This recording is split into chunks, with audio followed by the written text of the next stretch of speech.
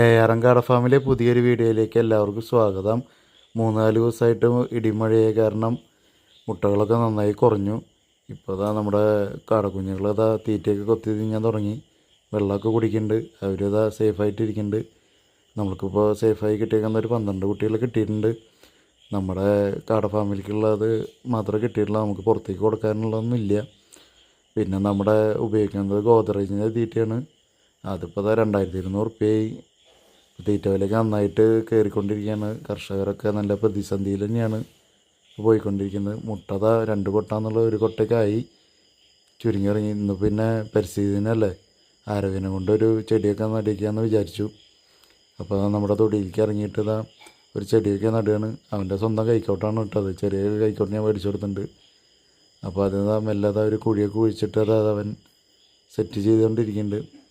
അപ്പോൾ എല്ലാ കാര്യങ്ങളും ഒറ്റയ്ക്ക് ചെയ്യും. ഓരോന്നും നമ്മളൊന്ന് സപ്പോർട്ട് ചെയ്ത് കൊടുത്താൽ മതി. കുട്ടികളെ എപ്പോഴും വളരെ അനുവദിക്കണം. അപ്പോൾ ഓക്കെ, അടുത്ത വീഡിയോയിൽ കാണാം. ബൈ.